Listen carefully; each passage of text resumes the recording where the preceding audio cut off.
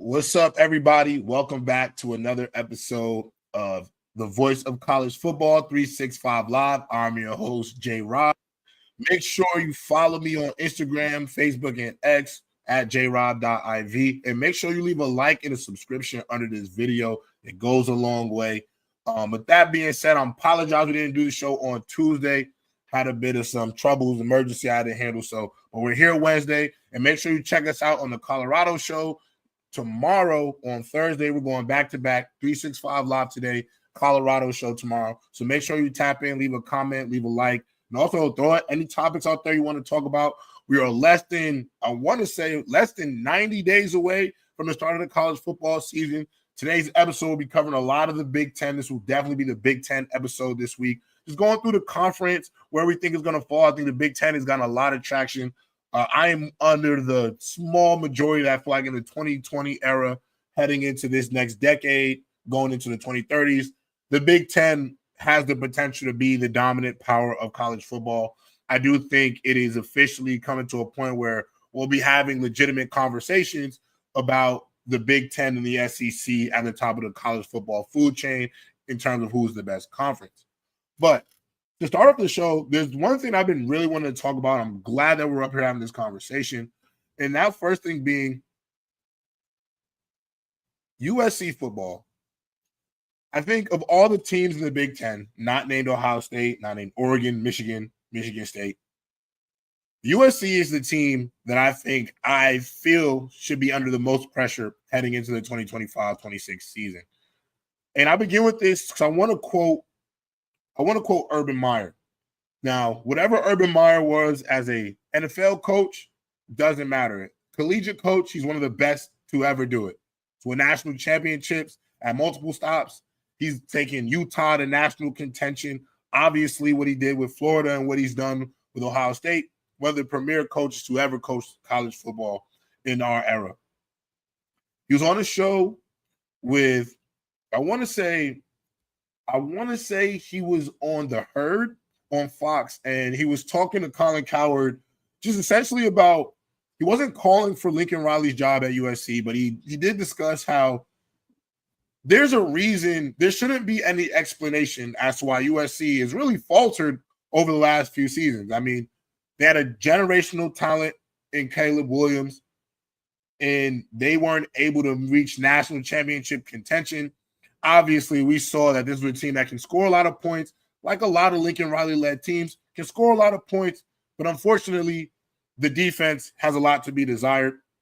This last season really wasn't great, and it's funny, too, because USC did catfish the country a little bit with their win over LSU to start the season, and now, obviously, we'll think about it and saw what LSU was, and you'll say, well, yeah, I mean, they weren't a phenomenal football team either, and this is LSU we're talking about. So that win, as good as it was, it didn't hold the same level of merit just because we know LSU has not been, the same team that they've been. I mean, offensively, they'll be potent, but defensively, they're almost comparable to a Big 12 or a former Pac-12 program in terms of how they've been able to stop opposing. And Colin Cowherd, the interesting about it is Urban Meyer talked about how essentially if he were to go 8-5 at Ohio State, there would be some level of a conversation about his job security. And I think going into this 2025 season, I don't think there's a hotter seat in the country than Lincoln Riley. I feel like for what USC did to bring him to USC, I think people forget. They bought his house out of Norman, Oklahoma, gave him full access to the private jet. I mean, they literally moved heaven and earth to make sure Lincoln Riley went to Southern California to turn this franchise or this program around. And we have to be honest. This is not a knock on Lincoln Riley. I think he's an offensive genius. If we're being honest, I think he's one of the 6 best offensive minds in football right now, whether it be college or the NFL. But we can also acknowledge his ability to create and mold and foster talented defenses to go with his potent offenses. He hasn't been able to meet both of those criteria, and that is really been the result to his lack of success over the past few seasons.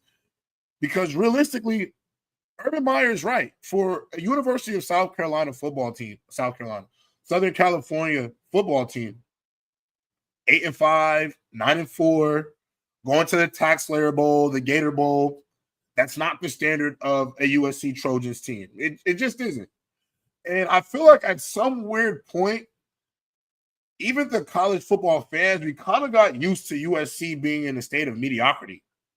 But when you look at USC and the prestige of the program, the pedigree of the program, I mean, the amount of NFL talent that has come out of this program, the national championships, the Heisman Trophy winners, they're one of the 5 premier programs in the country still. And I can understand that now we're at a place where you look at the Clemsons of the world have taken off. You have Oregon that is taking off, LSU, Georgia. But if I would say over the past 30 years, USC has been one of the standards of college football. And I would argue that over the last decade, they haven't been held to that standard, nor have they performed at that standard. And it was recently reported that USC, I'm going to let you know, chat, USC has one of the biggest NIL fundings of any collegiate program in the country. They have so much resources at their disposal now that the level of excuses that you can give to Lincoln Riley, they're getting smaller and smaller and smaller. Because the first thing you'll wonder is, well, finances. I mean, I'll be flat out honest. To win in college football today, your bag has to be right. You have to have money. You need to have resources. You need to be able to put your players not only in the ability to financially have success, but also on the field have success. And Lincoln Riley, for offensive players, he's able to get you that offensive success. And with the resources that they have financially, there's legitimately no reason why USC shouldn't be looking at this season as one of the top teams in the country.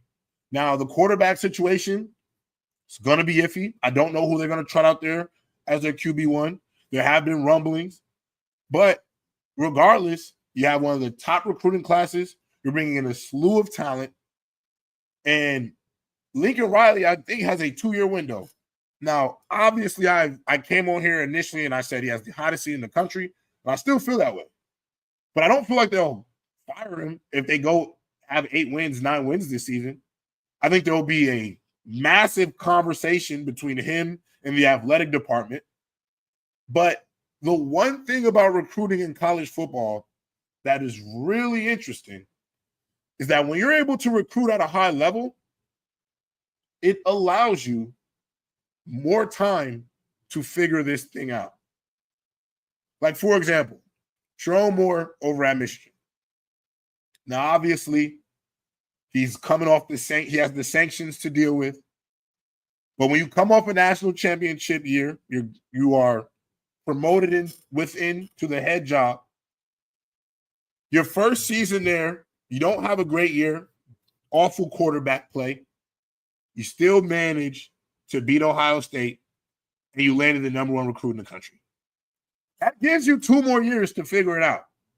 Now, if they don't beat Ohio State, and they have the year that they have, and they don't land Bryce Underwood, I do think Sherrone Moore going into this 2025 season would be under a microscope.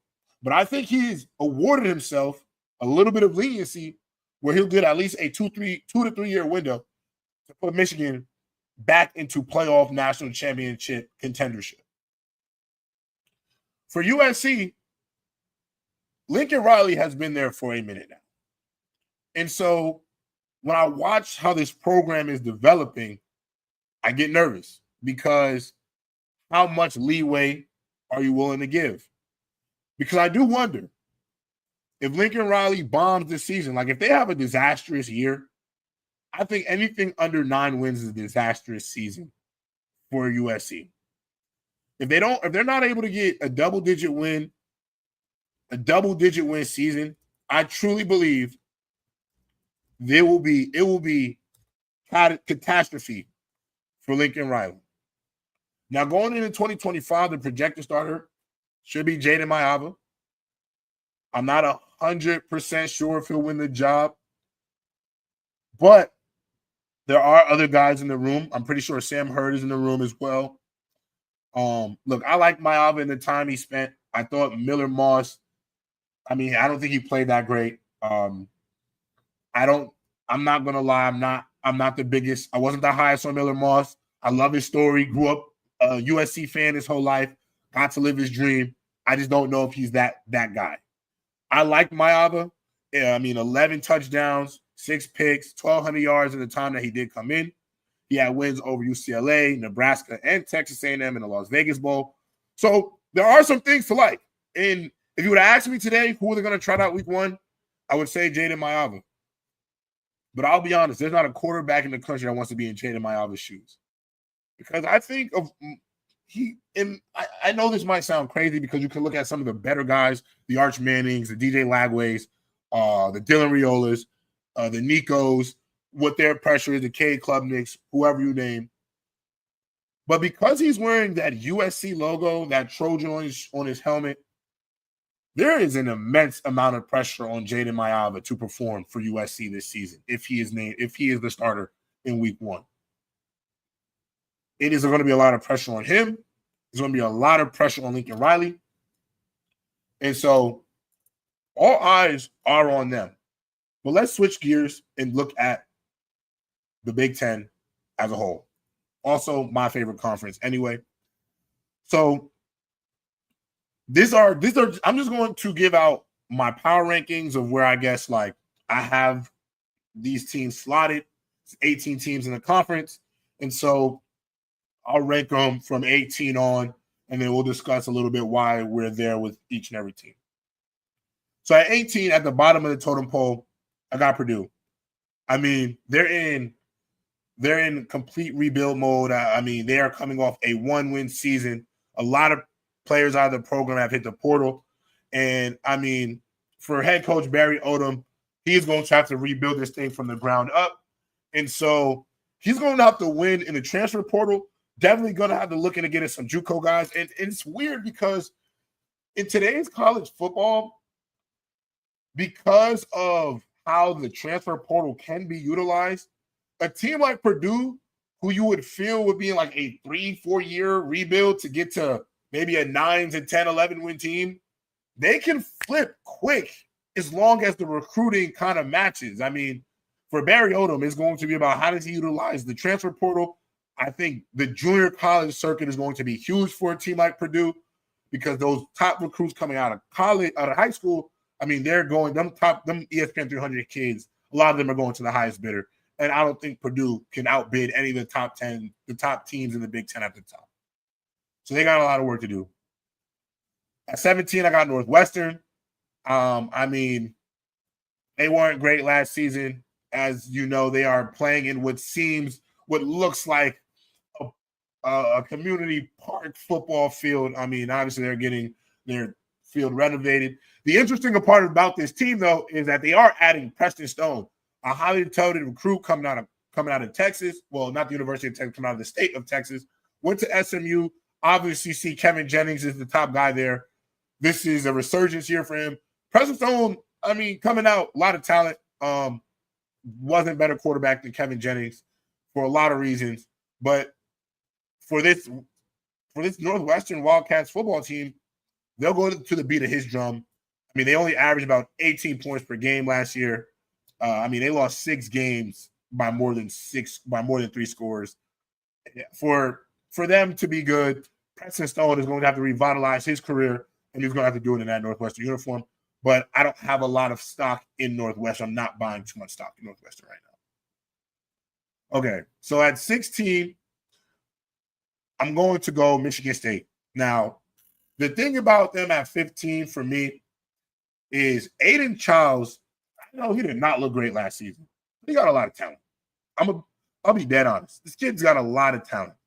And if he does take a step up, that 16, they could easily be in the top of the Big Ten if this kid can lead them. He threw 11 interceptions. He almost had 15 turnovers for the season.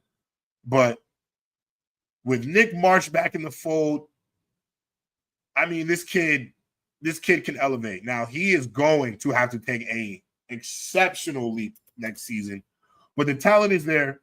You can see the physical tools. Young player, thrust into his first starting position, but there has to be a level of growth and maturity heading into his next season at Michigan State. Maryland, they're my 15, coming off a 4-8 season. I mean, listen, they had Billy. They're looking to, take Billy Edwards and turn him into their next guy who left Wisconsin.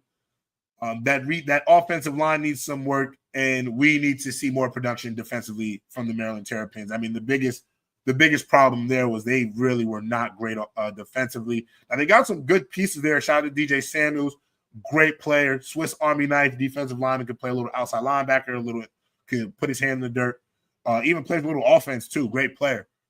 But they need multiple pieces to work for this team to get to where they need to be, and for this program to have some level of success, it's going to take a complete retooling. Now, some of these teams at the bottom, chat, I mean, there's not going to be much to say about them. These are the bottom tier of the Big Ten. We'll go to Wisconsin now. They're my 14. Luke Fickell. Listen, we love what he did at Cincinnati, but this is looking like another Scott Frost situation where you go to the bigger program, you leave where you at, you build a dynasty. And it's funny because for Luke Fickell, ironically enough, Cincinnati went to the Big 12. I don't know if he actually had to leave to head to Wisconsin. Truthfully, I don't think Wisconsin is going to be one of the premier programs in college football like it used to be. I just feel like the problem with the Big Ten is that the teams at the top, like when we get to that top 10 chat, I just think it's going to be hard to compete with the recruiting, the resources, I mean, the fan bases, all the things that these other teams have to offer. A team like Wisconsin, I mean, I think this is a program we'll be talking about more in their glory years than what they are going to be in the future, because I just don't think they'll be able to bring in the talent to compete at a high level. And Luke Fickell, I mean, you are going to me. This is another coach who could be on the hot seat, because you got that hot shot, fiery young coach coming off of college football playoffs with a team in Cincinnati. And so for Luke Fickell this year for Wisconsin, I think he has a ton of pressure on him. I mean, they're my 14th ranked team in the conference, but I mean, he's not a bad coach. It's just there is a lot of variables to football. And when you're competing in one of the premier conferences in the program, in the country, I mean, it's going to be hard to find success. So Luke Fickell's going to have to find a way to figure it out. All right. So at 13, we got Rutgers. I'm going to let y'all fully know. Disclaimer, chat. I'm a Rutgers hater. I'm from New Jersey. Love New Jersey. We could talk about New Jersey forever. I'm going to let y'all know right now.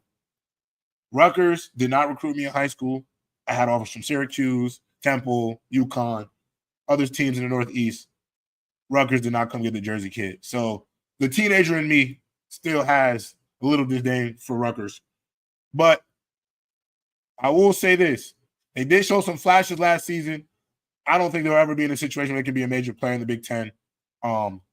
It's just they're not – I mean, the problem is with Rutgers is that they can't dominate New Jersey. I want you to know, chat, if Rutgers could land majority of the New Jersey recruits to play at Rutgers, they'd be a way better program.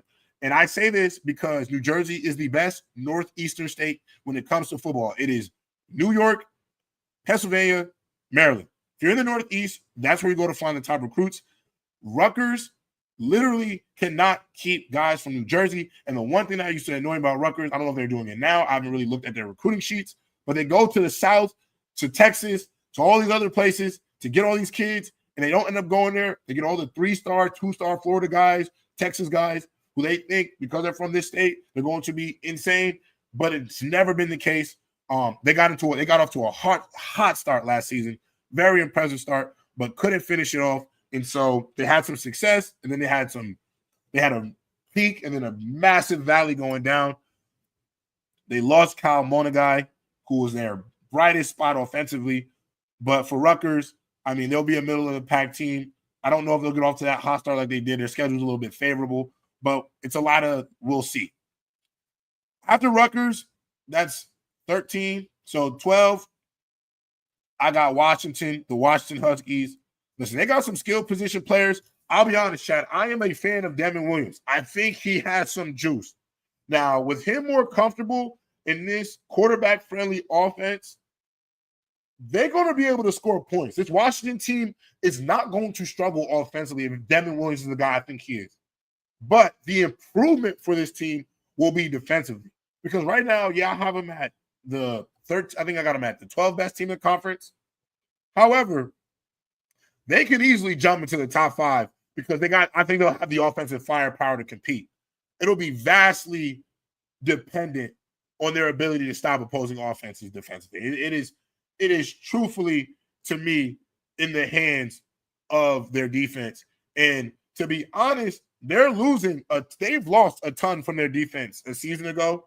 And so there's going to be a lot to replace heading into the season. So we'll see how recruiting and some of those young players step up into their roles. At 11, I got the UCLA Bruins. Listen, the acquisition of Nico Amalaeva, I mean, he's one of the 3-4 best quarterbacks in the conference. I mean, off the rip. Obviously, we didn't really see him much in the spring games, but he's going to be the starter for this program. And for a UCLA team that really has not been in this national spotlight for a long time and had one of the toughest schedules in the entire country last year. And I also want to say UCLA, of every team in college football, they flew the most air miles of any collegiate team this past season. I think that plays into it. A lot of that traveling, you're leaving a little bit earlier, still got to get up early to go to class the next morning when you land. It's a lot of moving for UCLA. Not a lot of that, not the same level, obviously, with the Big Ten being stretched out. They'll still have to travel some distance, but, I mean, they had to go to Hawaii. From Hawaii, they went to Rutgers. I mean, just the cross country. I mean, I think they went to Penn State. They went all the way down to Baton Rouge. They had to go all the way down to the boot at LSU. They moved around a lot this past year. So I think second-year head coach, big time grab at quarterback. He's an LA guy from Long Beach, I'm pretty sure. And so the massive improvements that he's going to bring to this UCLA offense, I think that'll be huge. Listen, the UCLA defense, to me, wasn't horrible last season.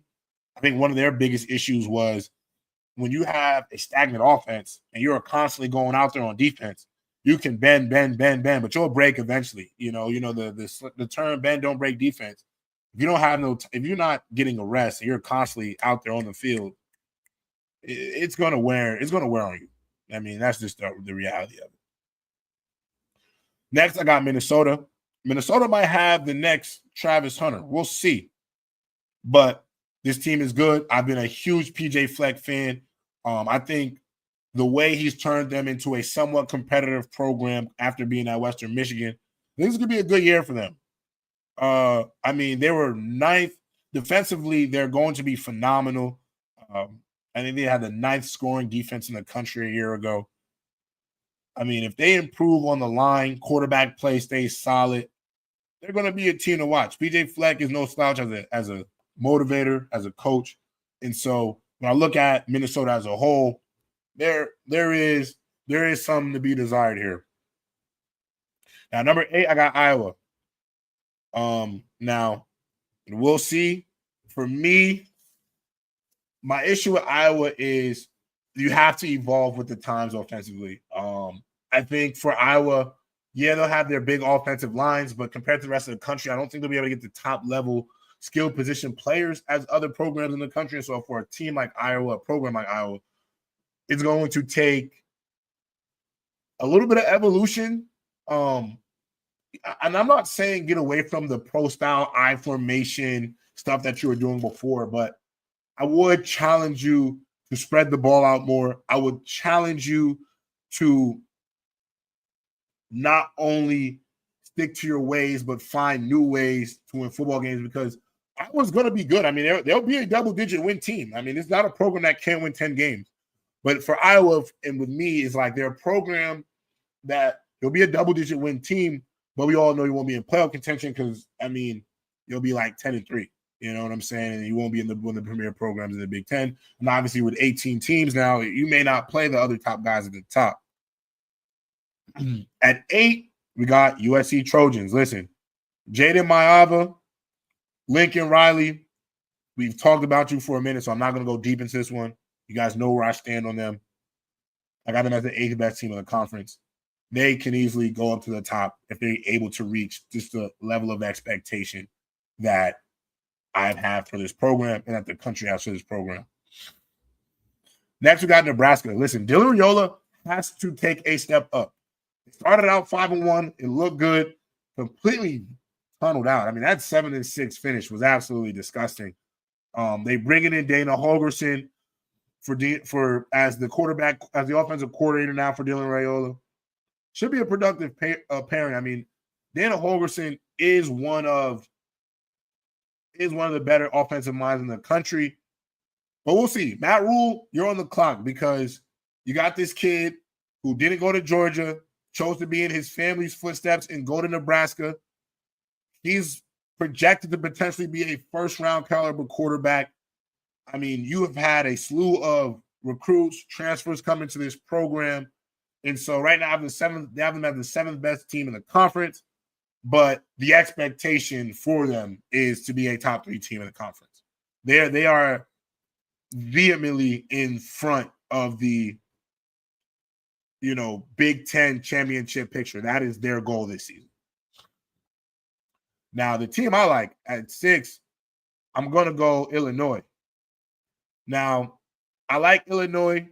I like Luke Altmaier. Not the flashiest guy, just a guy that gets it done. Multiple game-winning drives last season for this Illini team. I mean, he made them a legitimate threat in this conference. You cannot sleep on the Illinois Illini, the Fighting Illini.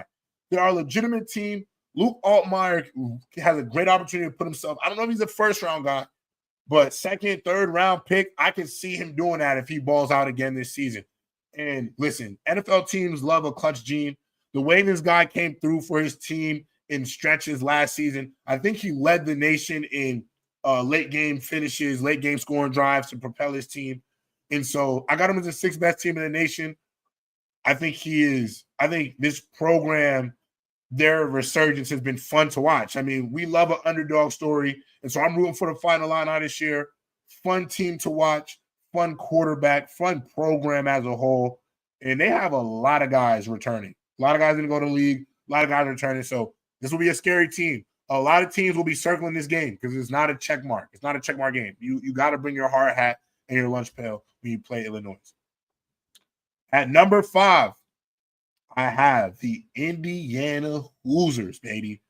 One of my favorite teams last season. I thought they deserved to be in the college football playoffs. When you look back at their schedule that everybody said was so weak, this was a team that did beat Michigan, who did beat Alabama, and everybody argued Alabama should have been in the playoff. Indiana deserved to get in. They played great. Are we really going to crucify them for losing to Ohio State, who won the national championship? They lost to Notre Dame, who was the runner-up in the national championship. Hindsight is 50-50, 2020, however the saying goes. Because Indiana a season ago, they got a lot of scrutiny for how they got into the college football playoffs. But when you look at their schedule and then what they did in the playoffs and who they had to face and then who won the playoff, it seems like they were one of the more competitive teams. I mean, they legitimately went through a gauntlet, and the Big Ten, I think after the end of the season, got more credit than it actually should have in terms of how competitive the program is. I also love that they brought in that quarterback from They brought the quarterback in from Cal. I think his name is Fernando Mendoza. He'll be a riser this year. Mark my words, Fernando Mendoza will be a riser this year. Very good quarterback. Next, at number 4, we got Michigan. Listen, there's no excuse. Michigan, the Michigans of the world, the Oregons of the world, the Ohio States of the world, Alabama, Georgia. There's certain teams that no matter if you're starting a true freshman or not, there are expectations. And so 2 years ago, they were national champions. This past season, they were a middle of the pack Big Ten team, signature win back half of the year. Awesome. But it is time to get back in the national championship contention. To me, it is no way you don't put out Bryce Underwood as your starting quarterback. He's going to go through his lumps. There are going to be some ups and downs. It is going to be very important for this Michigan offensive staff to put their young quarterback in situations to be himself, but to be able to play within the confines of the offense. You don't want to put too much on his palate. You want him to be able to still kind of learn as he goes, because he's going to do some things out there that a freshman is going to do. And the thing about freshmen that are talented, they're going to do some things that wow the heck out of you, and then they're going to do some things that have you scratching your head. But you're going to have to take the good with the bad, and the only way for them to find the same level of success, you got to curb the enthusiasm. It's like having lightning in a bottle. You got to just refine it and make sure that you put Bryce Underwood in a situation to succeed. They just got Justice Haynes from Alabama to transfer in. They have a lot to like here at Michigan. You know that defense is going to be good. You know that run game is coming back. It's all on the quarterback. You keep this kid upright, keep him in a situation where he doesn't have to digest too much from other defenses, and you might be cooking something out there in Ann Arbor. And number three, excuse me, I got Penn State. Drew Aller's back. You got Nick Singleton, Katron Allen, Jim Knowles. Got some guys. This defense is good. You got a first-round level talent at quarterback. James Franklin, hell of a coach. And then they got a taste of it. I think for Penn State, they've always kind of been little brother in the conference because there's always been Ohio State. There's always been Michigan. But they got national spotlight being in the playoffs. I think people realize they are a good football team. I mean, they gave Oregon a real run, real shot at it. I think they had lacked a lot of talent at the wide receiver position. Their talent on the perimeter was not great. I think they upgraded a bit in the transfer portal. But Drew Aller, Nick Singleton, that offense is still going to be potent. And so as long as they are more explosive, I think, from the perimeter, everything is in front of Penn State. Everything. I got them as the third best team in the conference. It can be 5 weeks into the season. I might argue they might be the best. Everything is in front of Penn State for them to go get it this season. And so the Nittany Lions, I mean, if you look into a glass jar, everything is in front of them. At number 2, I can't even believe I'm saying this, y'all. Because I'm a Ohio State lifer, and I think the easy thing for me to do right now is put them number 1. It pains me to put them at number 2. And I'm putting Ohio State at number 2. Now, I think we're more talented than our number 1, who obviously is Oregon. But, Chad, I can't lie to you. I'm so nervous about this quarterback situation. I know we got the receivers. I know they have the defensive players. And I know you can say, you're probably looking at this screen, you're saying, how hard is it to throw to Jeremiah Smith and Carnell Tate and Brandon Ennis? You're right. Maybe I'm an idiot. It shouldn't be that hard. But the thing is, when you got a few quarterbacks that I don't know nothing about, and then from the spring training footage I've seen, I don't know. I don't know. And Aaron Nolan, one of the recruits, he left because obviously it's clear that they want to go Julian Sayin. Tavian St. Clair is still very young, true freshman. And then Lincoln Keenholt. So that's the quarterback. What makes me nervous, though, is I just don't know who's the guy. And because I don't know who's the guy, the thing I hate to say about college football, and this is all football, if you don't have a quarterback that is a guy, you really cannot win.